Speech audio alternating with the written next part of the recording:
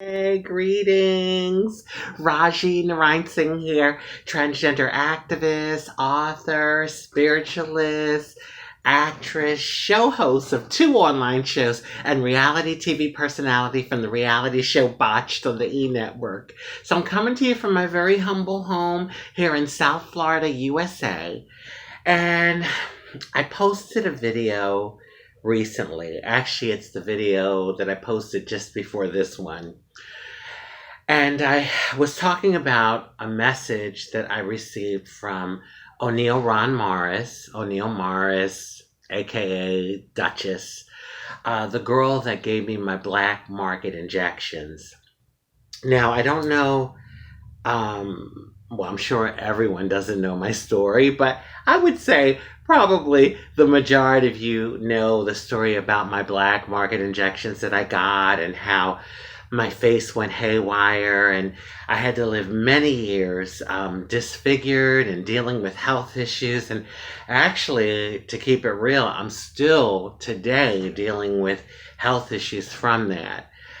So, anyway, I get this message, and I was shocked because I said to myself, well, she's out already. Now, let me also make this clear.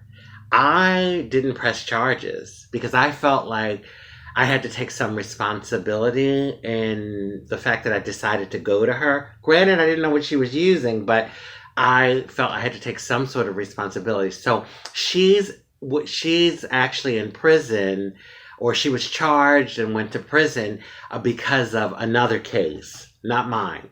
So anyway, I was surprised to get this message. I'm like, oh, okay, maybe, good behavior, she got out. And the message was really sweet. It touched my soul. I was just so touched by it. And basically, to summarize, she was reaching out to me. She said she just got out of jail that day, and I had been on her mind. And every time she thinks about me, her heart hurts because of the pain that she inflicted upon me. And she wasn't in her right mind back then. And, she knows that she hurt many women by doing this sort of thing.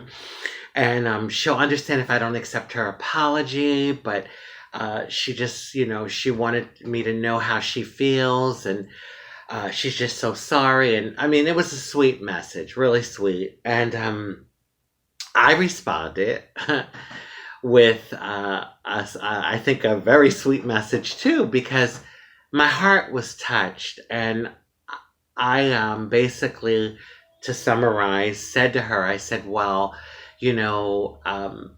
I've thought about you. Honestly, I have thought about her through the years and wondered how she was doing.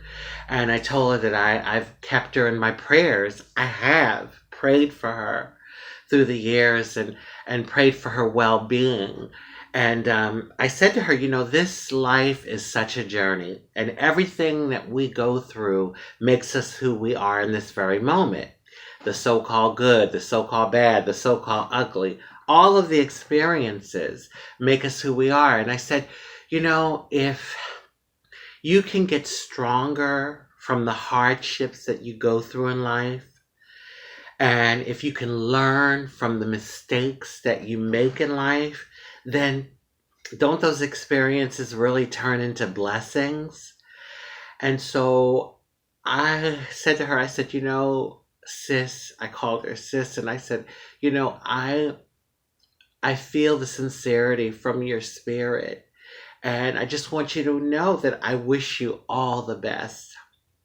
Well, long story short, I received an email from a reporter that I did a story, she did a story on me a few years ago.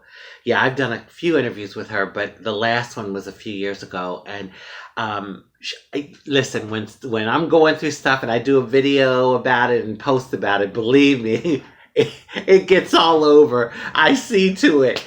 And so she, I guess we could say, went the extra mile, and she actually called the Florida Department of Corrections. So she tells me in this email that they told her O'Neill Ron Morris, Duchess, is still in prison and she's not eligible for parole until 2026, 5 years from now. So, God, I gotta tell you, I felt disappointed. Now, don't get me wrong, I'm glad that the reporter friend of mine did what she did, because this way I'm not like walking around uh, blindsided, basically, and, you know, dealing with this situation, something that's really a fraud, you know, something that's fake. And so I'm happy, but I'm just disappointed that that message from from whoever, um, wasn't real, that it wasn't really from Duchess. And so I was basically trolled, y'all. Oh my God. I'm getting hot. You know, when I get passionate about stuff, I get overheated.